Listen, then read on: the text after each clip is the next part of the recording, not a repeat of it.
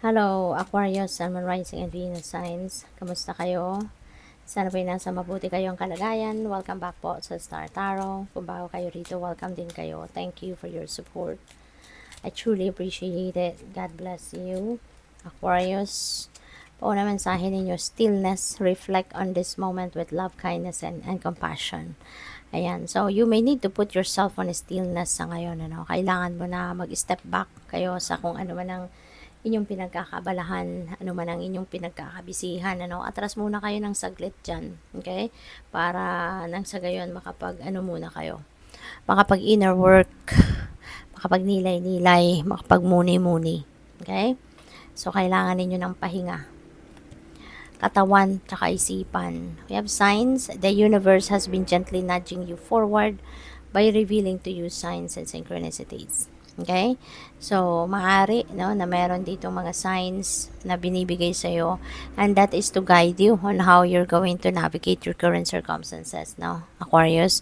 Maaaring ito na yung mga sagot, sa inyong dasal, Ba't kayo nagdadasal ng guidance? So, ito na yon. Kaya pay attention kayo sa mga mga signs na yan.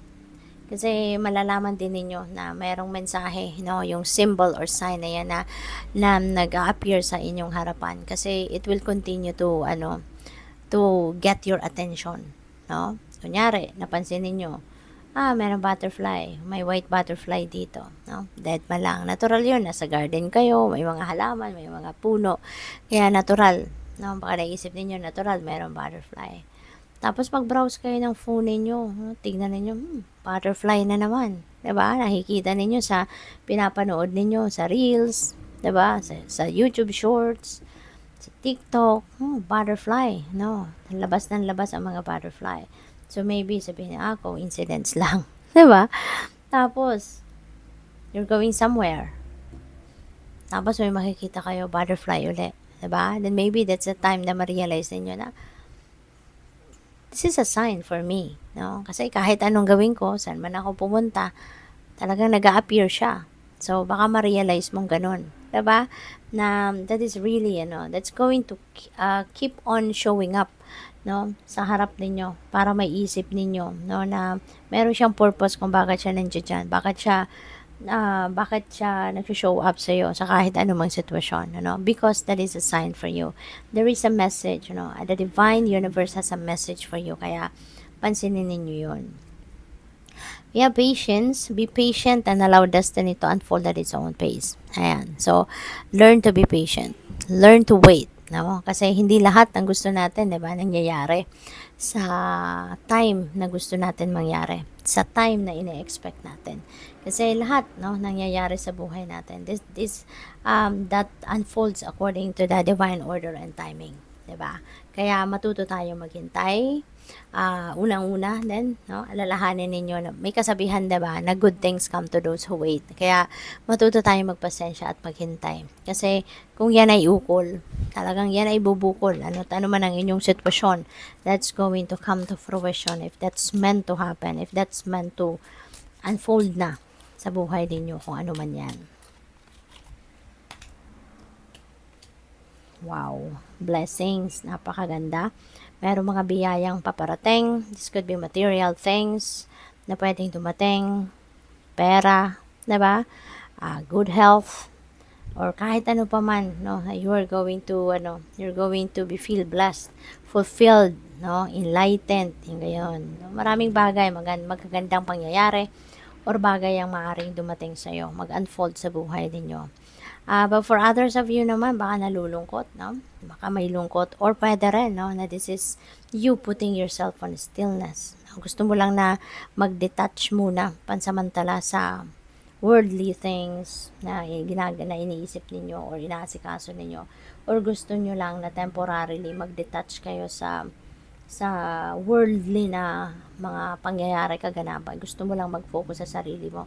Gusto mo lang pakinggan yung soul ninyo, yung ganon. Kaya pwedeng gusto mo i-isolate ang sarili mo because of that. Gusto mo lang na magmuni-muni, gusto mo lang na magnilay-nilay, mag-meditate, yung ganon. Kasi baka na nagaling kayo rito, baka sobrang nagalit kayo, diba, nawalan kayo ng pasensya, So, pwedeng ganun ang nangyari. Or, maaaring hindi pa ito nangyayari.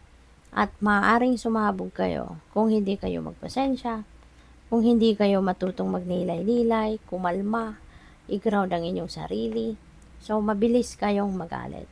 Mabilis. Kasi kapag ungrounded ang isang tao, mabilis mairita, napakabilis maging magagalitin, napakabilis sumabog, no? Kaya maaaring yun ang kailangan ninyo. I-ground niyo ang inyong sarili para mas lumalim yung understanding ninyo, yung patience ninyo lumawak, humaba, no? Para maiwasan ninyong ganito. Kasi hindi ito makakatulong sa iyo lalo-lalo na kung medyo may hypertension kayo, yung mga ganon, yung stress nako. That's gonna have a long-term effect, no, sa katawan ninyo, yung stress. Kaya as much as possible, subukan ninyo na kumalma lang. Okay? What else? We have collaboration. Ayan. Maaaring meron ditong project na pagtutulungan ninyo ng pwedeng magkakaopisina, magkakatrabaho, magkakaibigan, magkakapamilya.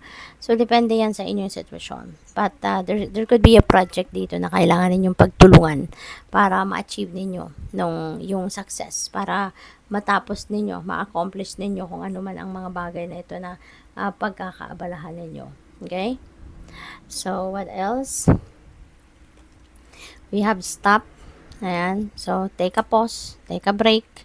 You know, ito yung kailangan muna ninyong gawan para maiwasan ninyo yung sumabog kayo. Maiwasan na magalit kayo. 'Di ba? So, pahinga ka muna.